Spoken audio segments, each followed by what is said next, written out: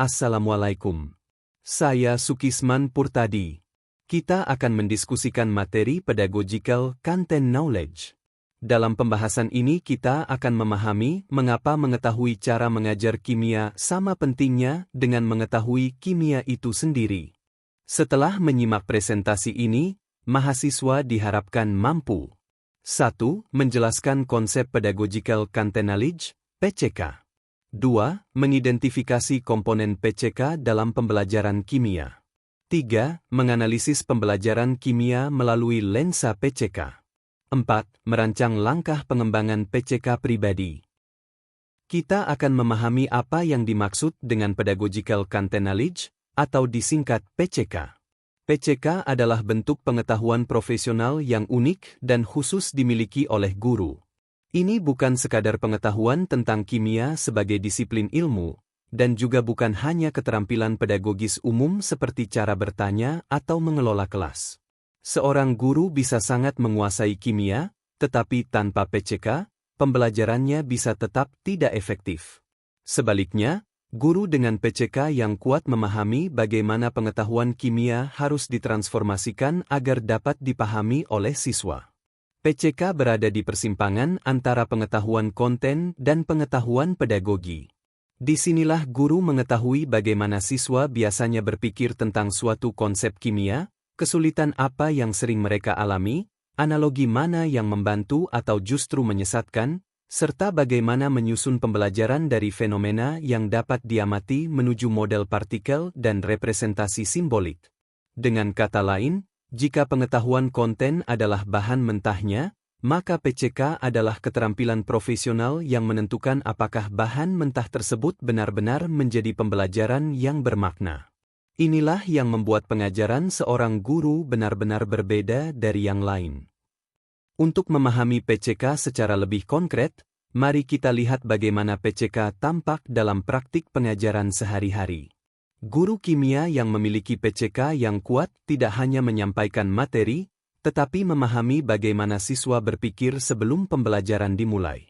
Guru ini mengetahui miskonsepsi apa yang umum muncul, kesulitan konseptual apa yang sering menghambat pemahaman, serta bagian mana dari materi yang tampak sederhana bagi ahli tetapi sulit bagi siswa.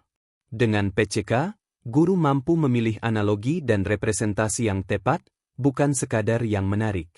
Ia mengetahui bahwa satu analogi bisa sangat membantu pada satu konsep, tetapi justru menyesatkan pada konsep yang lain. Guru dengan PCK juga menyusun pembelajaran secara sadar, dimulai dari fenomena makroskopis yang dapat diamati, kemudian dijelaskan pada tingkat partikel, dan akhirnya direpresentasikan secara simbolik melalui persamaan atau model matematika. Selain itu, asesmen yang digunakan tidak hanya menguji apakah siswa bisa mengerjakan soal, tetapi apakah mereka benar-benar memahami apa yang sedang terjadi dalam sistem kimia tersebut. Inilah perbedaan utama antara pengajaran yang sekadar akurat secara ilmiah dan pengajaran yang benar-benar efektif secara pedagogis. PCK lah yang membuat perbedaan itu. Untuk memahami mengapa konsep pedagogical content knowledge begitu penting, kita perlu melihat asal-usulnya. Konsep PCK diperkenalkan oleh Lee Shulman pada pertengahan tahun 1980-an, sebagai respons terhadap cara pandang dominan tentang efektivitas guru pada masa itu. Saat itu, penelitian pendidikan banyak berfokus pada apa yang disebut sebagai perilaku guru yang dapat diamati, seperti seberapa sering guru bertanya, berapa lama waktu tunggu setelah pertanyaan, atau seberapa sering guru memberi pujian. Pendekatan ini memang memberikan informasi, tetapi memiliki keterbatasan mendasar. Ia hampir tidak menyentuh aspek yang paling penting dalam pengajaran, yaitu apa yang guru ketahui tentang materi pelajaran dan bagaimana pengetahuan itu diubah menjadi pembelajaran bagi siswa. Shulman menantang asumsi bahwa keterampilan mengajar bersifat umum dan dapat diterapkan pada mata pelajaran apapun. Ia menegaskan bahwa mengajar kimia secara efektif memerlukan bentuk pengetahuan yang berbeda dari sekadar menguasai kimia atau menguasai pedagogi umum. Dari sinilah Shulman memperkenalkan istilah pedagogical content knowledge, sebuah bentuk pengetahuan profesional yang muncul di persimpangan antara konten dan pedagogi. PCK menjelaskan bagaimana materi pelajaran tidak hanya disampaikan, tetapi ditransformasikan agar dapat dipahami oleh peserta didik. Gagasan ini mengubah cara kita memandang profesionalisme guru.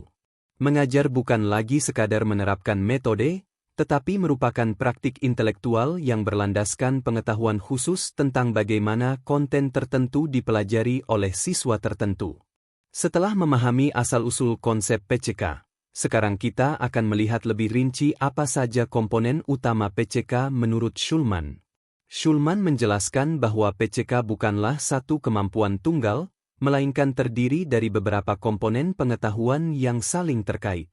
Komponen yang paling mendasar adalah pengetahuan tentang representasi dan strategi instruksional. Ini mencakup kemampuan guru dalam memilih dan menggunakan analogi, contoh, ilustrasi, demonstrasi, serta berbagai cara merepresentasikan materi agar dapat dipahami oleh siswa. Yang penting, Schulman menekankan bahwa tidak ada representasi yang bersifat universal. Representasi yang efektif sangat bergantung pada konten yang diajarkan dan karakteristik siswa yang belajar. Oleh karena itu, keahlian PCK bukan hanya memiliki banyak representasi, tetapi mengetahui kapan dan untuk siapa representasi tersebut paling tepat digunakan. Komponen kedua adalah pengetahuan tentang pemahaman siswa. Guru dengan PCK memahami bahwa siswa tidak datang ke kelas sebagai kertas kosong. Mereka membawa pengetahuan awal, intuisi, dan seringkali miskonsepsi yang secara langsung memengaruhi proses belajar. Komponen berikutnya adalah pengetahuan kurikulum, yaitu pemahaman tentang bagaimana materi diorganisasikan dalam kurikulum, apa yang telah dipelajari siswa sebelumnya, dan bagaimana materi saat ini menjadi dasar bagi pembelajaran di masa depan. Melalui ketiga komponen ini, Schulman menegaskan bahwa PCK berbeda secara fundamental dari pengetahuan konten murni maupun pedagogi umum. PCK adalah pengetahuan khusus yang hanya muncul dalam konteks mengajar mata pelajaran tertentu, seperti kimia, kepada siswa tertentu. Konsep pedagogical content knowledge yang diperkenalkan oleh Schulman tidak berhenti sebagai gagasan awal. Selama lebih dari 3 dekade, konsep ini terus dikembangkan dan diperkaya oleh para peneliti pendidikan sains dan kimia. Salah satu pengembangan awal yang paling berpengaruh adalah model PCK guru sains yang dikemukakan oleh Magnusson dan rekan-rekan. Dalam model ini, PCK dipahami mencakup 5 komponen utama, yaitu orientasi guru terhadap pengajaran sains, pengetahuan tentang kurikulum, pemahaman tentang pemikiran siswa, pengetahuan strategi instruksional, dan pengetahuan tentang asesmen.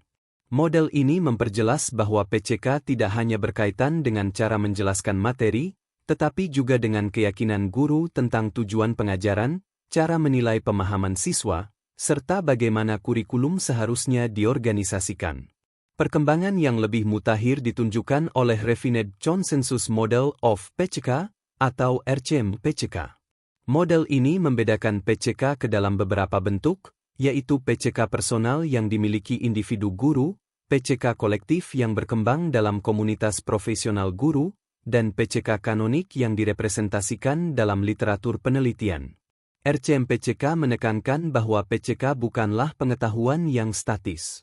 Ia berkembang secara dinamis melalui praktik mengajar, refleksi, dan interaksi dengan rekan sejawat. Dengan kata lain, PCK adalah pengetahuan profesional yang terus dibangun dan direkonstruksi sepanjang karir seorang guru. Setelah memahami perkembangan umum konsep PCK, sekarang kita akan memfokuskan pembahasan pada PCK yang spesifik untuk pembelajaran kimia. Walaupun kerangka PCK bersifat umum, penelitian pendidikan kimia menunjukkan bahwa penerapan PCK dalam kimia memiliki karakteristik dan tantangan yang khas. Oleh karena itu, PCK kimia biasanya dipahami melalui 4 komponen utama yang saling berkaitan. Komponen pertama adalah pengetahuan tentang pemahaman siswa dalam kimia. Ini mencakup pengetahuan guru tentang bagaimana siswa biasanya memahami konsep-konsep kimia, termasuk konsepsi awal dan miskonsepsi yang sering muncul pada topik tertentu. Komponen kedua adalah pengetahuan tentang strategi instruksional dan representasi dalam kimia. Guru kimia dengan PCK yang berkembang mengetahui bagaimana menggunakan analogi, model, demonstrasi, dan representasi visual untuk menjembatani konsep yang abstrak dan tidak terlihat. Komponen ketiga adalah pengetahuan tentang kurikulum kimia. Ini meliputi pemahaman tentang urutan materi, hubungan antar topik, serta keterkaitan antara pembelajaran kimia sebelumnya, saat ini, dan yang akan datang. Komponen keempat adalah pengetahuan tentang asesmen dalam kimia, yaitu kemampuan merancang dan menggunakan asesmen yang benar-benar mengungkap pemahaman konseptual siswa, bukan hanya kemampuan prosedural atau hafalan. Keempat komponen ini tidak berdiri sendiri. Mereka bekerja secara terpadu dalam praktik mengajar sehari-hari dan bersama-sama membentuk kualitas PCK seorang guru kimia. Komponen PCK yang paling banyak diteliti dan paling menentukan keberhasilan pembelajaran kimia adalah pengetahuan tentang pemahaman siswa. Penelitian pendidikan kimia menunjukkan bahwa siswa tidak pernah datang ke kelas tanpa pengetahuan. Mereka selalu membawa ide awal, intuisi, dan cara berpikir tertentu tentang fenomena kimia. Sebagian dari ide ini bersifat produktif, tetapi sebagian lainnya berkembang menjadi konsepsi alternatif atau miskonsepsi yang dapat menghambat pembelajaran. Penting untuk dipahami bahwa miskonsepsi siswa bukan sekadar kesalahan acak. Sebagian besar memiliki logika internal dan seringkali berakar pada pengalaman sehari-hari siswa di dunia makroskopis. Misalnya, ketika siswa percaya bahwa es yang mencair, kehilangan massa, mereka sebenarnya sedang menggunakan pengalaman inderawi yang masuk akal, meskipun tidak sesuai dengan penjelasan ilmiah. Guru kimia dengan PCK yang berkembang tidak hanya mengetahui bahwa miskonsepsi ini ada, tetapi juga memahami mengapa siswa memilikinya. Pemahaman ini memungkinkan guru merancang pembelajaran yang secara sengaja menantang dan merekonstruksi cara berpikir siswa, bukan sekadar mengulang penjelasan yang sama. Dengan kata lain, PCK tentang pemahaman siswa mengubah fokus pengajaran dari apa yang harus saya jelaskan menjadi bagaimana siswa memaknai apa yang saya ajarkan. Inilah fondasi utama bagi pembelajaran kimia yang benar-benar bermakna. Penelitian pendidikan kimia selama puluhan tahun menunjukkan bahwa kesulitan siswa dalam kimia bukanlah sesuatu yang acak. Ada pola-pola kesulitan konseptual yang muncul secara konsisten di hampir semua topik utama kimia. Kesulitan yang paling mendasar adalah pemahaman tentang sifat partikel materi. Banyak siswa mengatribusi sifat makroskopis pada partikel individual, misalnya menganggap partikel es bersifat dingin, atau molekul oksigen berbentuk gas kecil. Kesulitan ini sangat serius karena menjadi dasar bagi hampir semua konsep kimia berikutnya. Kesulitan penting lainnya adalah kebingungan lintas tingkat representasi, yaitu kesulitan berpindah antara tingkat makroskopis, submikroskopis, dan simbolik. Siswa sering mencampuradukan apa yang mereka lihat, apa yang mereka bayangkan terjadi pada tingkat partikel, dan apa yang dituliskan dalam bentuk persamaan kimia. Dalam topik kesetimbangan kimia, banyak siswa percaya bahwa kesetimbangan bersifat statis, bahwa reaksi berhenti, atau bahwa konsentrasi pereaksi dan produk harus sama. Miskonsepsi ini membuat siswa hanya mampu menerapkan aturan tanpa memahami dinamika sistem kimia. Kesulitan juga banyak ditemukan pada ikatan dan struktur, seperti kebingungan antara ikatan ionik dan kovalen, serta anggapan bahwa senyawa ionik ada sebagai molekul diskrit. Pada elektrokimia, siswa sering keliru tentang arah aliran elektron dan makna oksidasi reduksi. Guru kimia dengan PCK yang berkembang mengenali pola-pola kesulitan ini sebagai sesuatu yang dapat diprediksi. Dengan demikian, pembelajaran tidak lagi bersifat reaktif terhadap kesalahan siswa, tetapi dirancang secara proaktif untuk mencegah dan merekonstruksi kesulitan konseptual yang sudah diketahui. Setelah memahami berbagai kesulitan konseptual yang umum dialami siswa, pertanyaan berikutnya adalah, bagaimana guru merespons kesulitan tersebut dalam pembelajaran? Disinilah pengetahuan tentang strategi instruksional menjadi komponen penting dalam PCK kimia. Strategi instruksional dalam PCK bukan sekadar memilih metode mengajar secara umum, seperti diskusi kelompok atau ceramah. Yang lebih penting adalah pengetahuan tentang strategi mana yang efektif untuk konsep kimia tertentu, dan mengapa strategi tersebut bekerja. Guru kimia dengan PCK yang berkembang memiliki repertoar strategi yang kaya. Mereka mengetahui bagaimana menggunakan analogi, model, demonstrasi, eksperimen, dan representasi visual untuk menjembatani konsep-konsep kimia yang abstrak dan tidak dapat diamati secara langsung. Sebagai contoh, untuk mengatasi miskonsepsi tentang kesetimbangan yang dianggap statis, guru dapat menggunakan analogi atau simulasi yang menampilkan proses dua arah yang berlangsung terus-menerus. Strategi ini secara langsung menargetkan cara berpikir siswa, bukan hanya menyampaikan definisi. Selain itu, PCK juga mencakup pengetahuan tentang urutan pembelajaran yang produktif. Guru memahami bahwa beberapa konsep lebih efektif diawali dari fenomena makroskopis yang familiar, kemudian dijelaskan pada tingkat partikel, dan akhirnya direpresentasikan secara simbolik. Dengan demikian, strategi instruksional dalam PCK kimia bukanlah kumpulan teknik yang diterapkan secara mekanis, melainkan keputusan pedagogis yang sadar dan berbasis pada pemahaman mendalam tentang konten kimia dan cara siswa mempelajarinya. Pada slide ini, kita melihat contoh konkret bagaimana pengetahuan tentang representasi menjadi bagian penting dari PCK dalam pengajaran kimia. Setiap topik kimia memiliki tantangan konseptual yang berbeda, sehingga memerlukan representasi yang berbeda pula. Misalnya, pada topik kesetimbangan kimia, analogi pasar atau arus dua arah orang sangat efektif karena membantu siswa memahami bahwa kesetimbangan bersifat dinamis. Reaksi maju dan balik terus berlangsung, meskipun secara makroskopis sistem tampak tetap. Sebaliknya, analogi neraca atau timbangan, meskipun sering digunakan, justru dapat memperkuat miskonsepsi bahwa kesetimbangan berarti jumlah pereaksi dan produk harus sama. Guru dengan PCK yang berkembang menyadari kekuatan sekaligus keterbatasan dari setiap representasi. Pada topik ikatan ionik, penggunaan model kisi kristal membantu siswa memahami bahwa senyawa ionik tidak tersusun atas molekul-molekul diskrit, melainkan struktur tiga dimensi yang meluas. Representasi visual ini jauh lebih efektif dibandingkan penjelasan verbal semata. Dalam kimia asam basa, penggunaan indikator alami seperti ekstrak kubis ungu memberikan pengalaman makroskopis yang mudah diamati dan relevan secara budaya. Representasi ini kemudian dapat dihubungkan dengan penjelasan pada tingkat partikel tentang transfer proton. Contoh-contoh ini menunjukkan bahwa PCK bukan tentang menemukan satu representasi terbaik, tetapi tentang memiliki repertoar representasi dan mengetahui representasi mana yang paling tepat untuk tujuan pembelajaran tertentu. Inilah inti dari penggunaan representasi yang efektif dalam PCK kimia. Selain memilih representasi yang tepat, PCK dalam kimia juga mencakup pengetahuan tentang urutan pembelajaran yang paling produktif bagi siswa. Salah satu kerangka yang sangat berpengaruh dalam pendidikan kimia adalah 3 tingkat representasi yang dikemukakan oleh John Stoney, yaitu tingkat makroskopis, submikroskopis, dan simbolik.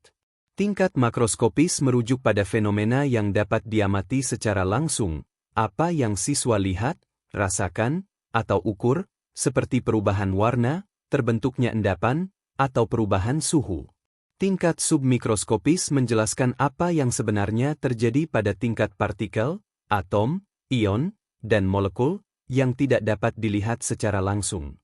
Sementara itu, tingkat simbolik mencakup persamaan kimia, rumus, grafik, dan notasi matematika. Penelitian menunjukkan bahwa banyak kesulitan siswa dalam kimia muncul karena mereka diminta berpindah antar tingkat ini tanpa bimbingan yang memadai. Guru seringkali langsung masuk ke tingkat simbolik, padahal siswa belum memiliki pemahaman makroskopis dan submikroskopis yang kuat.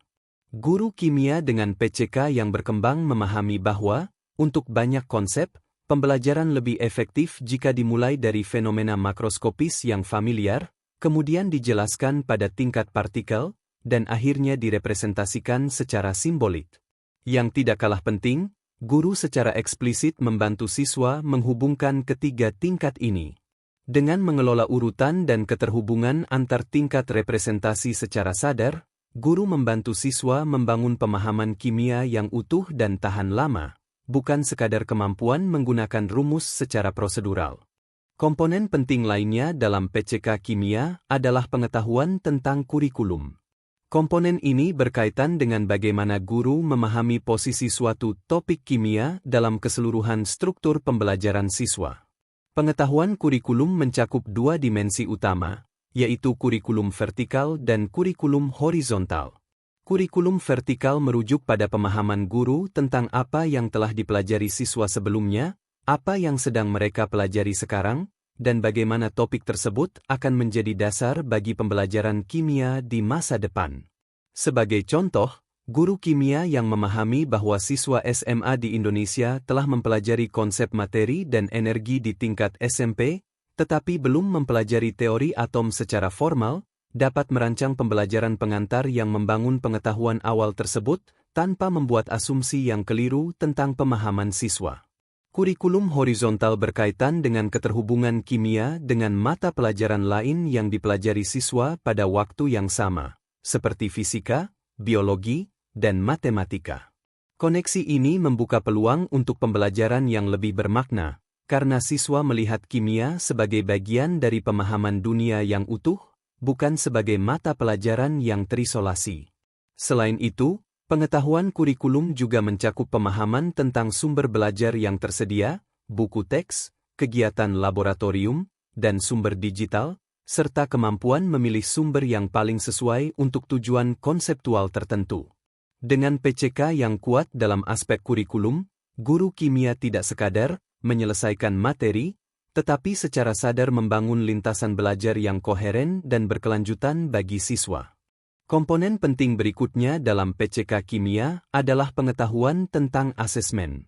Dalam konteks PCK, asesmen tidak dipahami sekadar sebagai alat untuk memberi nilai, tetapi sebagai sarana untuk mengungkap bagaimana siswa memahami konsep kimia. Dalam pembelajaran kimia, siswa seringkali dapat meniru prosedur dengan benar, misalnya menuliskan persamaan reaksi atau menerapkan rumus, tanpa benar-benar memahami apa yang terjadi pada tingkat partikel. Oleh karena itu, asesmen yang hanya menguji kemampuan prosedural seringkali gagal membedakan antara pemahaman sejati dan hafalan. Guru kimia dengan PCK yang berkembang mengetahui jenis pertanyaan asesmen yang paling informatif untuk topik tertentu. Mereka merancang pertanyaan yang meminta siswa menjelaskan alasan, memprediksi hasil sebelum percobaan, atau menerapkan konsep dalam konteks yang baru dan tidak familiar. Salah satu contoh penting adalah penggunaan asesmen diagnostik, seperti soal 2 tingkat, yang tidak hanya menanyakan jawaban akhir tetapi juga alasan di balik jawaban tersebut. Asesmen semacam ini memungkinkan guru mengidentifikasi miskonsepsi spesifik yang mungkin tersembunyi di balik jawaban yang tampak benar. Dengan demikian, dalam kerangka PCK, asesmen berfungsi sebagai jendela untuk melihat pemikiran siswa. Informasi dari asesmen ini kemudian digunakan untuk menyesuaikan strategi pembelajaran, memilih representasi yang lebih tepat, dan membantu siswa membangun pemahaman kimia yang lebih dalam dan bermakna. Pada slide ini, kita beralih dari pemahaman konsep PCK ke bagaimana PCK digunakan sebagai alat analisis pembelajaran kimia. Menganalisis pembelajaran melalui lensa PCK berarti kita tidak hanya menilai apakah sebuah pelajaran berjalan lancar atau tidak, tetapi menelaah secara lebih mendalam keputusan-keputusan pedagogis yang dibuat guru. Kita bertanya, apa yang dikatakan guru, apa yang direpresentasikan, pertanyaan apa yang diajukan, dan pengetahuan profesional apa yang tercermin di balik keputusan-keputusan tersebut. Dengan lensa PCK, kita dapat mengidentifikasi momen-momen ketika pembelajaran dirancang secara sadar untuk menangani miskonsepsi siswa, menggunakan representasi yang tepat, atau mengurutkan pengalaman belajar secara produktif. Sebaliknya, kita juga dapat melihat ketika pembelajaran bersifat akurat secara ilmiah, tetapi tidak secara eksplisit menargetkan kesulitan konseptual siswa. Pendekatan ini mengubah cara kita melakukan observasi dan refleksi pembelajaran. Penilaian umum seperti, penjelasannya kurang jelas, digantikan dengan analisis yang lebih spesifik, misalnya bagaimana sebuah model membantu tetapi sekaligus berpotensi menimbulkan miskonsepsi baru jika keterbatasannya tidak dijelaskan. Dengan demikian, analisis pembelajaran melalui lensa PCK bukan bertujuan untuk menilai guru sebagai pribadi, melainkan untuk menghasilkan pembelajaran profesional. Analisis ini membantu guru mengidentifikasi aspek PCK mana yang sudah kuat dan bagian mana yang perlu dikembangkan agar pembelajaran kimia menjadi lebih efektif dan bermakna bagi siswa. Untuk melihat bagaimana lensa PCK bekerja secara konkret, mari kita tinjau contoh analisis pembelajaran pada topik prinsip Le Chatelier.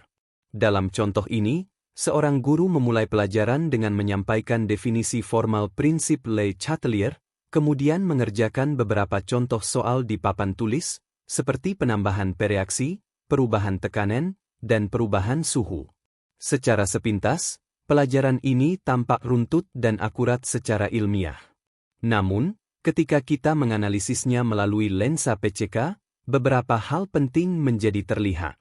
Pertama, dari sisi pemahaman siswa, pelajaran ini tidak secara eksplisit menangani miskonsepsi umum yang telah banyak didokumentasikan, seperti anggapan bahwa kesetimbangan bersifat statis atau bahwa pergeseran ke arah produk berarti jumlah produk bertambah tanpa batas. Kedua, dari sisi representasi, pembelajaran hanya beroperasi pada tingkat simbolik dan verbal. Tidak ada penjelasan atau visualisasi pada tingkat partikel yang membantu siswa memahami apa yang sebenarnya terjadi dalam sistem ketika kondisi diubah. Akibatnya, siswa cenderung menghafal aturan tanpa memahami alasan ilmiahnya. Ketiga, dari sisi asesmen, soal-soal latihan yang diberikan kemungkinan besar hanya menguji kemampuan menerapkan pola soal yang sudah dicontohkan. Siswa dapat memperoleh jawaban benar tanpa benar-benar memahami konsep kesetimbangan. Melalui analisis ini, kita dapat menyimpulkan bahwa pelajaran tersebut akurat secara konten, tetapi tipis dari sisi PCK. Contoh ini menunjukkan bagaimana lensa PCK membantu guru melihat secara spesifik bagian mana dari pembelajaran yang perlu diperkuat agar siswa tidak hanya bisa menjawab soal, tetapi juga memahami kimia secara konseptual. Sampai pada titik ini, muncul pertanyaan penting, bagaimana sebenarnya PCK berkembang pada diri seorang guru? Salah satu miskonsepsi umum tentang PCK adalah anggapan bahwa PCK akan berkembang secara otomatis seiring bertambahnya pengalaman mengajar. Penelitian menunjukkan bahwa asumsi ini tidak sepenuhnya benar. Pengalaman mengajar memang merupakan syarat penting bagi perkembangan PCK, tetapi pengalaman saja tidak cukup. Guru yang mengajar selama bertahun-tahun tanpa refleksi yang sistematis cenderung hanya mengotomatisasi praktik yang sudah ada, bukan memperkaya atau memperdalam pengetahuan pedagogisnya. Dengan kata lain, yang berkembang melalui pengalaman semata bukanlah PCK, melainkan kebiasaan mengajar. Kebiasaan ini bisa efektif, tetapi juga bisa mempertahankan cara mengajar yang tidak lagi optimal bagi pembelajaran siswa. PCK berkembang melalui praktik profesional yang disengaja. Ini mencakup refleksi terhadap pembelajaran yang telah dilakukan, perhatian yang serius terhadap cara berpikir siswa, serta keterlibatan dengan pengetahuan profesional, baik melalui penelitian pendidikan kimia maupun diskusi dengan rekan sejawat. Slide ini menegaskan bahwa pengembangan PCK adalah proses aktif dan berkelanjutan. Ia menuntut guru untuk tidak hanya bertanya, apakah materi sudah diajarkan, tetapi apa yang sebenarnya dipahami siswa, dan apa yang hal itu katakan tentang cara saya mengajar. Pertanyaan inilah yang menjadi motor utama pertumbuhan PCK. Jika PCK tidak berkembang secara otomatis, maka pertanyaan berikutnya adalah, apa yang dapat dilakukan guru untuk mengembangkan PCK secara sadar dan sistematis? Penelitian pendidikan kimia menunjukkan bahwa ada beberapa aktivitas profesional yang sangat kuat dampaknya terhadap perkembangan PCK. Salah satunya adalah membaca dan memanfaatkan penelitian pendidikan kimia. Literatur ini menyediakan pengetahuan tentang miskonsepsi siswa, representasi yang efektif, dan pendekatan pembelajaran yang telah terbukti membantu pemahaman konseptual. Namun, Sumber pengembangan PCK yang paling dekat dan paling kuat sebenarnya ada di kelas guru sendiri, yaitu perhatian yang disengaja terhadap cara berpikir siswa. Guru yang secara sistematis mengamati pola jawaban siswa, kesalahan yang berulang, dan bahasa yang digunakan siswa sedang membangun basis PCK pribadi yang sangat berharga. Penggunaan asesmen diagnostik, seperti soal 2 tingkat atau pertanyaan yang meminta penjelasan alasan, juga berperan penting. Asesmen ini tidak hanya memberi informasi tentang benar atau salah, tetapi membuka jendela ke dalam pemikiran siswa. Selain itu, PCK berkembang dengan sangat kuat melalui praktik kolaboratif, seperti diskusi MGMP, lesson study, dan perencanaan pembelajaran bersama. Ketika guru mendiskusikan mengapa suatu strategi digunakan dan apa yang terjadi pada siswa, PCK kolektif mulai terbentuk. Dengan demikian, pengembangan PCK bukanlah aktivitas tambahan di luar tugas mengajar, melainkan bagian dari praktik profesional sehari-hari. Setiap refleksi, setiap diskusi, dan setiap perhatian serius terhadap pemahaman siswa adalah langkah nyata dalam menumbuhkan PCK guru kimia. Pada slide ini, kita akan melihat hubungan antara PCK dan TPA, dua kerangka pengetahuan profesional yang sering dibahas bersama, tetapi memiliki peran yang berbeda. PCK, sebagaimana telah kita bahas, berfokus pada pengetahuan tentang bagaimana konten kimia tertentu dapat diajarkan secara efektif kepada siswa tertentu.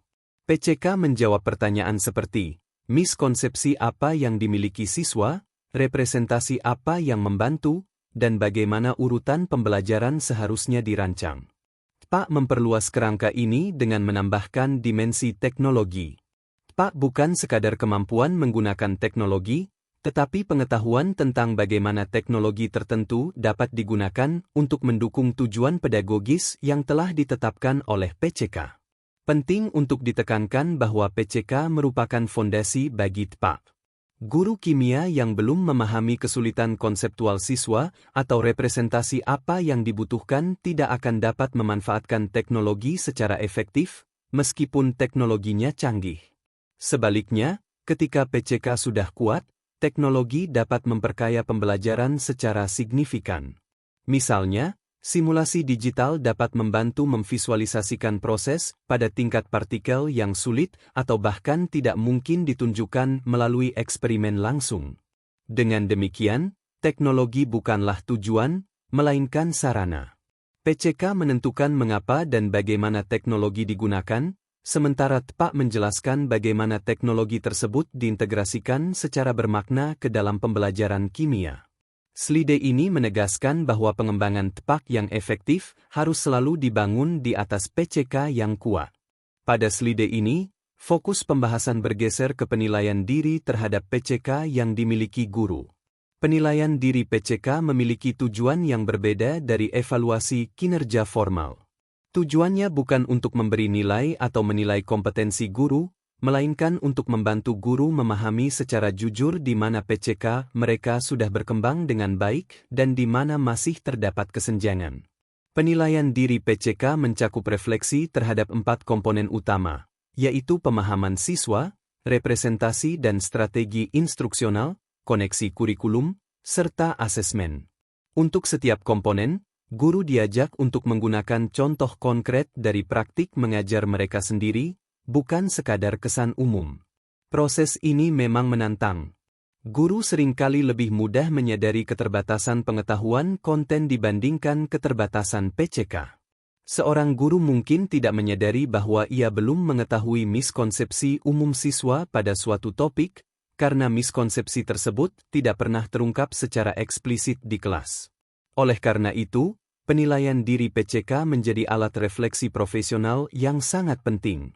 Ia membantu guru mengidentifikasi area pengembangan yang paling berdampak bagi pembelajaran siswa, sehingga waktu dan energi pengembangan profesional dapat difokuskan secara lebih tepat sasaran. Dengan melakukan penilaian diri PCK secara berkala, guru tidak hanya memantau pertumbuhan profesionalnya, tetapi juga membangun kesadaran reflektif yang menjadi fondasi bagi pengembangan PCK yang berkelanjutan. Sebagai penutup, Mari kita merangkum kembali gagasan utama dari pembahasan tentang Pedagogical Content Knowledge, atau PCK. PCK adalah inti dari keunggulan profesional guru kimia. Ia bukan sekadar pengetahuan tentang kimia, dan bukan pula sekadar keterampilan pedagogis umum, melainkan pengetahuan khusus tentang bagaimana konten kimia tertentu dapat dipelajari secara bermakna oleh siswa tertentu. Melalui PCK, guru memahami cara berpikir siswa, miskonsepsi yang umum muncul, representasi yang efektif, urutan pembelajaran yang produktif, serta asesmen yang benar-benar mengungkap pemahaman konseptual. PCK menjembatani apa yang diketahui guru dengan apa yang akhirnya dipahami siswa. Pembahasan dalam bab ini juga menegaskan bahwa PCK tidak berkembang secara otomatis. Ia tumbuh melalui praktik reflektif yang disengaja, perhatian serius terhadap pemikiran siswa, keterlibatan dengan penelitian pendidikan kimia, dan pembelajaran profesional kolaboratif. Ketika PCK berkembang, kualitas pembelajaran kimia ikut meningkat. Siswa tidak hanya mampu mengerjakan soal, tetapi juga memahami makna di balik konsep-konsep kimia yang mereka pelajari. Dengan demikian, mengembangkan PCK bukan sekadar tuntutan profesional, tetapi merupakan bentuk komitmen guru terhadap pembelajaran kimia yang bermakna, berkelanjutan, dan berpusat pada pemahaman siswa. Inilah esensi dari pengajaran kimia yang benar-benar berkualitas.